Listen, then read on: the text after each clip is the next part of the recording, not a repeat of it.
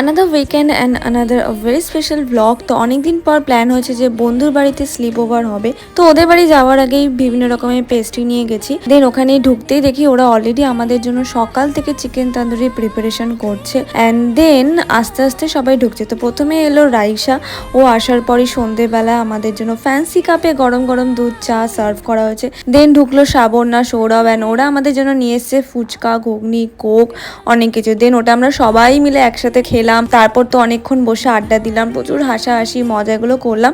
তারই মধ্যে chicken তান্দুরিটা ready হয়ে যায় অ্যান্ড সেটা গরম গরম সার্ভ করা হয়। And it was freaking amazing. এত জুসি অ্যান্ড টেন্ডার হয়েছিল, দারুণ খেতে হয়েছিল। অ্যান্ড এরপর আমরা ব্ল্যাক ফরেস্ট, হোয়াইট ফরেস্ট। দেন রাতের জন্য আনা হয়েছিল চিকেন অ্যান্ড মাটন বিরিয়ানি, ওটাই সবাই মিলে খেলাম। আর লাস্টে এই পেস্ট্রিটা খেলাম। দেখা হবে এবার পার্ট 2-তে। Bye bye.